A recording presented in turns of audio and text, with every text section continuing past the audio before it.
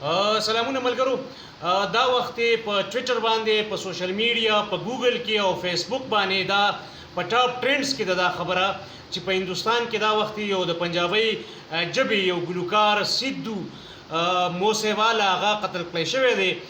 ګلوکار او فنکار او هنرمند او سندرغاړی دا که د هرې ژبې شاعر او ادیب لیکوال دا د سافټ پاور حصه د هرې معاشرې د سافټ هغه کوم طاقت چې د انسانانو د معاشرتونو د سوسایټیز هر ځای چې د نقصان کیږي، د هر انسان نقصان چې کیږي نو هغه قابل مذمت دی او په هغې باندې دردېدل پکار دی او دا د ټول انسانیت شریک غم دی. خو په دې موقع باندې ماته رایادېږي او ماته ولاړېږي خپل پښتانه هنرمندان چې هغې وخت په وخت باندې قتل کړی شوي دي او بېګا چې پېښور کې کومه واقع شوې ده د افغانان فنکارانو سره. هغه افغانان فنکاران چې د دې وروستي تبدیلونو وروسته پېښور ته مهاجر شوي دي، مهاجرتونه یې کړي دي او هغه بېګا پولیسو نیولي دي او بنیاد یې ګرځولې چې دوی غیر قانوني دلته دي او سرګرمیانې کوي یا خپل روزګار کوي، ورک پرمټ ورسره نشته، پروګرامونه کوي او دا هر څه غیر قانوني دي او هغې نیولي دي او جیل ته یې لېږلي دي او د پولیسو او د حکومت غوښتنه دا ده چې دوی واپس افغانستان ته لاړ شي. نو یو طرف ته د هندوستان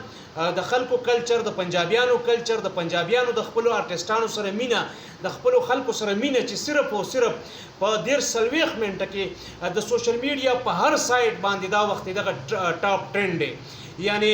یو سنسیشن دی په ټوله دنیا کې. دغه خبرونه لوی ادارو چې کوم دي نو هغه یې لګیا دي کور کوي،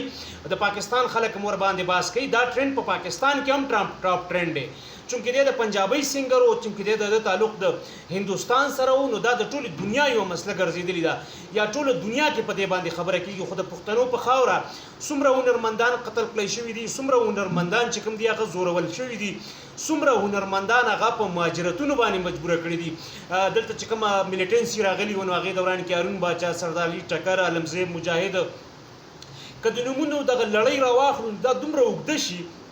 دومره بلا ډېر هنرمندان مو د لاسه ورکړي دي که څه چې هغې په خارج کې دي او ژوند به یې ښیي، خو فن ته هغسې خدمت نشي کولی، ژبې ته هغسې خدمت بیا نشي کولی ځکه هلته وسایل نه وي، آډینس نه وي، هلته ریسورسز او نور تړلي هنرمندان ورسره نو ډېر مشکل سره هغې بیا هم خپل فن هلته جاري ساتي. یو طرف ته زمونږ دا اټیټیوډ خپل سافټ پاور ته هغه خلک چې هغه زمونږ نمایندګان دي، هغه فنکاران چې هغه زمونږ نمایندګان دي، بل طرف ته د هندوستان او د نورو مهذبو قومونو د پنجابیانو خپلو آرټسټانو ته دا رویه ده چې د هغې د آرټسټانو اهمیت او د هغې د ژوند او د هغې د مرګ او د هغې د لمحې د خبر په دنیا کې یو لوی اهمیت دي. او بل طرف ته تاسو ته ما وویل چې پېښور کې پرون افغانان فنکاران نیول شوي دي او حکومت غواړي او ادارې یا پولیس غواړي چې هغه واپس افغانستان ته لاړ شي. نو تاسو خدای که هغه په دې وخت کې افغانستان ته لاړ شي نو هلته به خوري څه، فن او هنر خو یو طرف ته که هلته به ژوند څنګه تېروي. یعنې دغه خلک ډېر د مجبورۍ نه بهر راغلي دي د افغانستان نه. ګنې هلته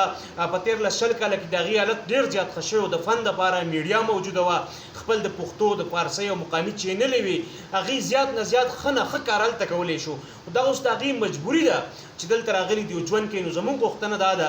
د حکومت پاکستان نه، د خیبر پښتونخوا د حکومت نه انتهایی دردمندانه او عجزانه اپیل دی چې دغه هنرمندان ډېر بېوسه، ډېر بېکسه خلک دی، خدای مکه داسې اقدامات دې ونه شي چې هغې د خپل روزۍ روټۍ نه